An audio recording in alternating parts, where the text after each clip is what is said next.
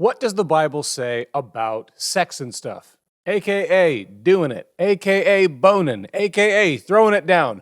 The Bible has a lot to say about sex, and we're going to talk about it in this series called Sex and Stuff. What we're going to start with is premarital sex, sex outside of marriage, and it might surprise you to learn that the Bible is not nearly as legalistic and nearly as straightforward as others would have you believe, and that is what we're talking about this week.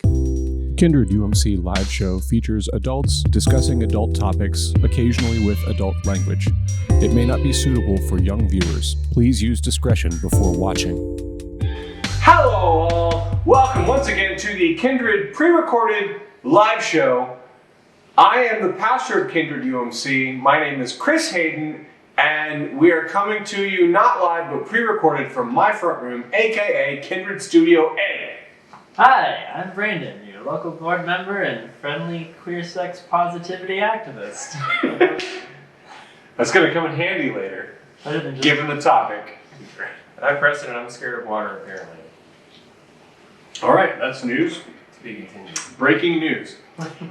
Yes, so we're kicking off. I want to talk about sex, baby. Let's talk about sex, baby. Let's talk about Trying to make my face you red. and me. Let's talk about all the good things and the bad things that may be. I want to talk about theology around sexuality. The series is planned out as thusly. Premarital sex, gay sex, masturbation, infidelity. That's what I want to talk about. And what does the Bible actually have to say about those things? Combined with some tradition and some reason and experience and all that stuff. That's some good Wesleyan quadrilateral. Scripture, tradition, reason, experience, that's how we kind of like get at reality. You can thank John Wesley for that. So there's two scriptures that I want to talk about today as we engage the topic of premarital sex. I'm just going to read them both together, and then we'll talk about it, okay? So this one is from Exodus. So this is some real Old Testament stuff. It is Exodus 22, verses 16 and 17, and they sound like this. And these are like laws and rules, and this is like a social contract that the Israelite people, after they're rescued from slavery in Egypt, this is like laying down the law. This is how we're going to be a tribe together in the wilderness, especially as we make our way towards the promised land. And this is one of those laws. When a man seduces a virgin who is not engaged to be married and lies with her, he shall give the bride price for her and make her his wife. But if her father refuses to give her to him, he shall pay an amount equal to the bride price for virgins. Just first reactions? You break it, you buy it. You break it, you buy it. You break that hymen, you buy it. Any just initial reactions about? It's just, they're crass people. You gotta be crass with them. I think that's how it's supposed to be taken. Hey, guys, we're in the wilderness. Everyone's growing beers. We're eating locusts. I don't know what. Like somebody's gonna. Yeah. It's a shame I can't swear on this one. Yeah. Because someone's gonna fornicate someone else. It's gonna happen, and they have a stipulation for it. How moving forward of them. Yeah. Realities. Good preparation, I think. Law is usually written after the occurrence has happened at least enough times, correct? Given human history, I should say. I can't imagine that they would have the foresight to be like, you know what might happen? Like, no, they probably wrote this law because it had happened many times. All right, so that's the first one I want to talk about. The second one is from 1 Corinthians, and this is a letter, an epistle. This is a letter that Paul writes to a church that he started. And they had actually written to him with some problems, like they were facing some problems, and they asked a bunch of questions, and this is his response to some of the questions that they had. It's from Corinthians chapter 7, verses 1 through 7. Now concerning the matters about which you wrote, it is well for a man not to touch a woman. That gets quoted a lot as Paul is saying men shouldn't touch women. It's actually the opposite. He's saying, this is the question you wrote me. You wrote me, shouldn't a man not touch a woman? And now he's giving the answer to it. Like, so just for all of you biblical scholars out there, like, that's not a Paul quote. That's him quoting other people. So here we go. But because of cases of sexual immorality, each man should have his own wife and each woman her own husband.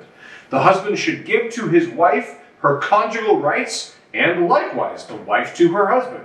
So if you're married, you guys should be not fornicating, but because it's not fornicating if you're married, but you know, doing it. Conjugaling. Yeah, you guys should be conjugaling. Verse 4, for the wife does not have authority over her own body, but the husband does. That's not aged well. Likewise, the husband does not have authority over his own body, but the wife does. So, Equality. some like Paul gets a bad rap, but actually Paul is Feminist. he's pretty aggressively an equality like feminist kind of guy. He really is, and he gets a bum rap. And he's like, yeah, you don't own your body, your spouse does. And like, you know, they didn't have that language. It was husband, wife. But he does it equally. Like, it's the same thing. He talks later in another epistle about like, women should submit to their husbands. And then he also goes on to say, and by the way, men, you need to treat your wife as though she is a princess, golden goddess person. So it's like both and all the time, and they never really. They don't like the second ones. The men don't seem to like the second half of that. So anyway, yes, you don't own your bodies, your spouse does. Do not deprive one another, except perhaps by agreement for a set time to devote yourselves to prayer. And then come together again, so that Satan may not tempt you because of your lack of self-control. Don't stop screwing, because you'll want to screw other people. Right, that's exactly right. That's exactly what he's saying. Like, don't listen. It's okay to take some time off, but if you take too much time off, you're gonna cheat on each other. So you gotta do it. You gotta keep doing it. This I say by the way of concession, not of command. I wish that all were as I am myself. He's single and unmarried. But each has a particular gift from God, one having one kind and another a different kind. Essentially saying, hey, some people are better at holding out and not cheating and not sexing, and some people really need to screw. Like, some people really need to screw. And if you're one of those people, then you gotta get married. You gotta get all spoused up. To the unmarried and the widows, I say that it is well for them to remain unmarried as I am. Okay, so this is where we're going to get into some context here. It's very important to understand. This is going to sound weird, but trust me, stay with me. I'm going to give you some context that will make this make more sense a little bit. So, to the unmarried and the widows that are, I say, it is well for them to remain unmarried as I am. But if they are not practicing self-control, they should marry. For it is better to marry than to be aflame with passion. So, like, if you can't keep it in your pants, go ahead and get married. Like, is kind of what he's saying. To the married, I give this command, not I, but the Lord, that the wife should not separate from her husband. But if she does separate, let her remain unmarried or else be reconciled to her husband. So there's a caveat for like separation and divorce in Paul's, like for all of Paul's kind of, his reputation for being like legalistic and like, hey man, if you have sex out of wedlock, then you are doomed to the hell's fire and you should be put to death. Like, no, he's like, hey listen, if you do separate, then stay separated, and don't like he's got a lot more grace and a lot more like realism in his theology than people give him credit for. And that the husband should not divorce his wife. Likewise, to the rest I say, and I, not the Lord, that if any believer has a wife who is an unbeliever and she consents to live with him, she should not divorce him. And if any woman has a husband who is an unbeliever and he consents to live with her, she should not divorce him. For the unbelieving husband is made holy through his wife, and the unbelieving wife is made holy through her husband. Otherwise, your children would be unclean. But as it is, they are holy. Okay, so it's a lot of weird language, right? Okay? This is all based on the fact that Paul believed that Jesus was coming back, like, imminently. Like, Paul believed that the eternal end of everything was going to happen, like, any day. And here we are 2,000 years later, we know that that's not the case. But all of his advice is kind of predicated on that idea. Like, Jesus is coming back, so like whatever you are, if you're single, if you're widowed, if you're whatever, just stay in a holding pattern. Don't, like, Jesus is coming back. Don't screw with the status quo. Just like, let's all just be patient and wait on Jesus. Unless you can't keep it in your pants. If you can't keep it in your pants, then like go ahead and like marry the person you're screwing, okay? Like get married, because it's better to be married screwing the person you're screwing than it is to be not married. That's kind of his whole thing. The reason I picked these two is because I want to bring into focus the non-legalism, the like profound human, like this is a realistic version of how do we talk about sex and sex out of wedlock, and like how do we like, and the Bible is surprisingly like, all right, it's like logical about it. It's like reasonable. Human behavior. Here's what we can see. Let's do our best to work within it. Yeah, and like, listen, we know you're gonna want to do it, so try not to. But if you're doing it, like, go ahead and you're gonna have to pay the bride price, and you should probably get married. But if the dad doesn't want you to get married, then you got to pony up the bride price anyway, and let that girl get married to somebody else. And like that's the Exodus scripture. It's like profoundly like, it's not a lot of like stone him, crush his testicles on under rocks. It's a lot of like, you're gonna want to do it. Like you're gonna want to do it. So first of all, just initial reactions to, like, what do you make of that? What do you make of the scriptures that we just read?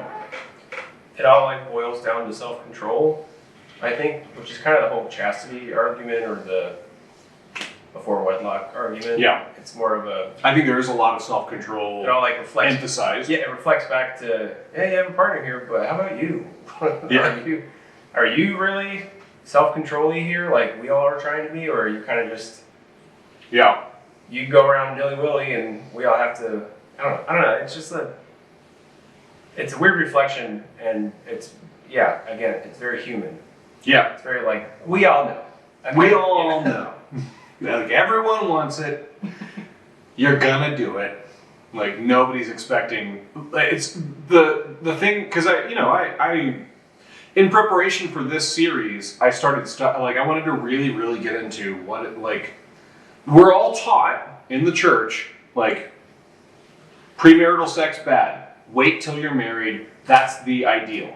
And I do actually agree with that. I think the ideal version of a relationship is the only people that you have ever slept with are yourself, or like the person you're marrying, Like, that's the ideal.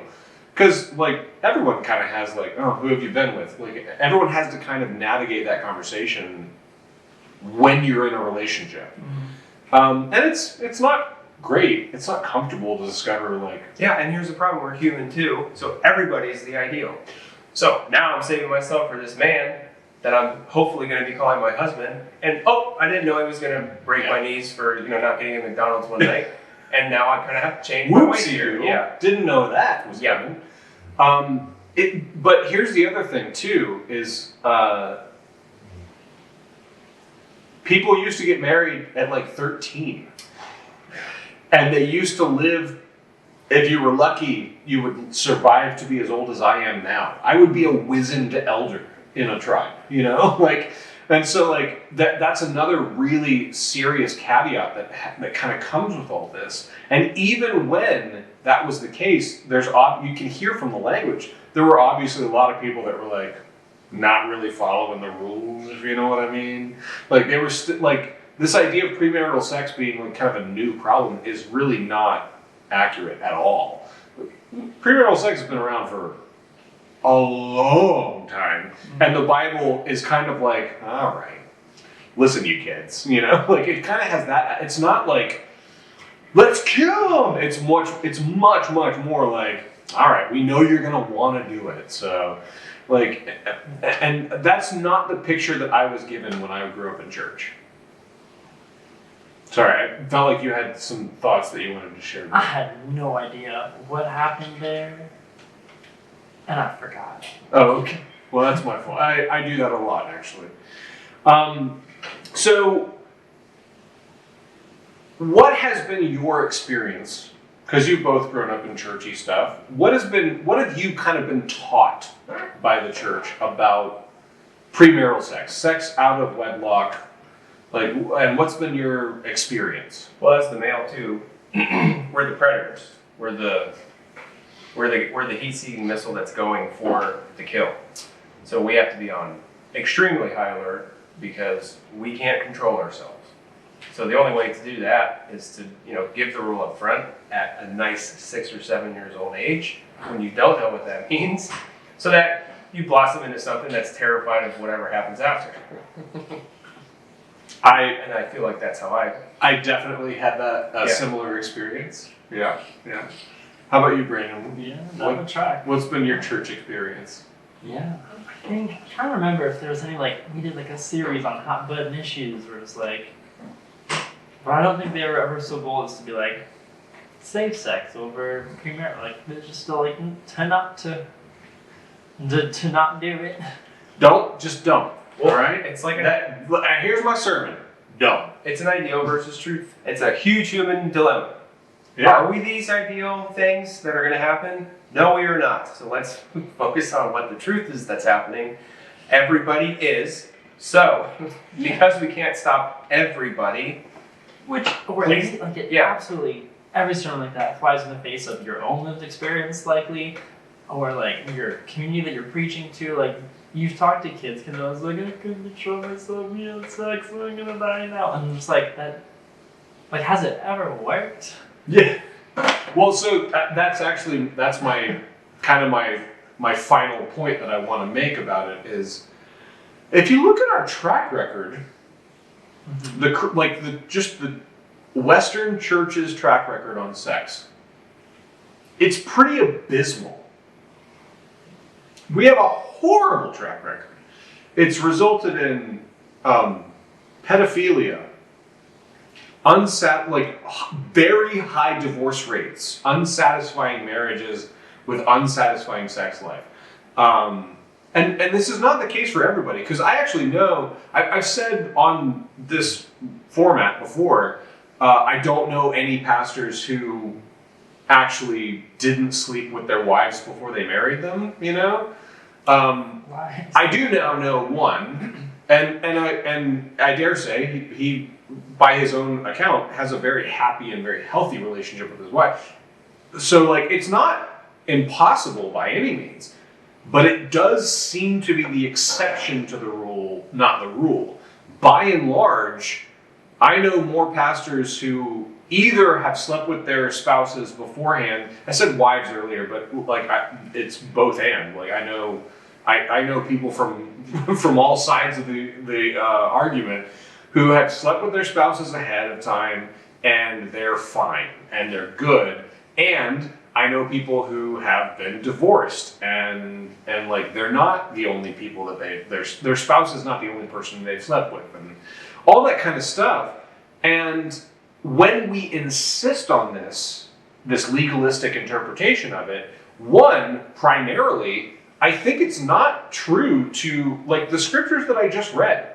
You can hear the wishy-washiness and the not legalistic tone of from Paul and from Moses Like, it don't get much higher than that, you know? Like, we're talking about Paul and Moses' sexual theology, and it seems to be that they're going like, this is the ideal, but we understand these things are going to happen, and like, yeah. So I think we need to be a lot more like lenient when it comes to those things, and also I think we need to have the humility to understand that for at least the last century, Christian sexual theology has resulted in pedophilia, has resulted in rape, has resulted in marriage before people are ready, has resulted in sexual oppression, has like we have a horrible track record.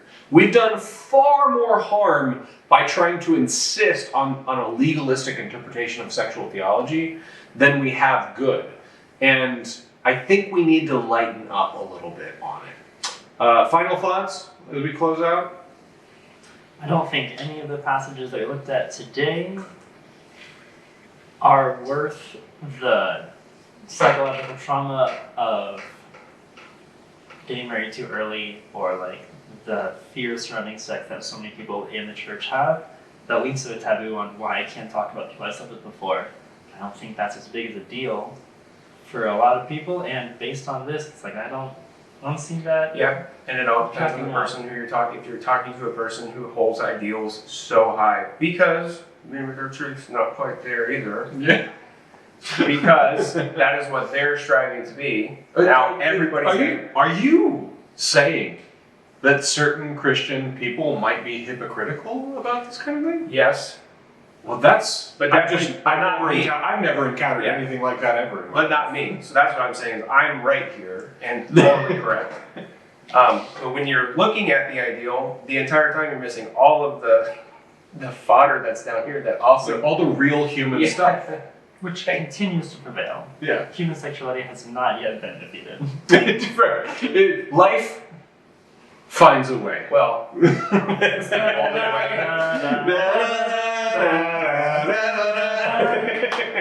Thank you, John Williams. Okay, we have to record another one, so let's call it quits here, and we can keep talking about this. And I hope that you will join us next week when we talk about gay sex. The best kind of sex you can So, I mean, it's definitely a taste thing. I was gonna say it. I'm not that into it actually, but yeah. All right. May the Lord bless you and keep you. May the Lord make his face shine upon you and be gracious unto you. May the Lord lift up his countenance upon you and give you peace. Amen. You like it, you should.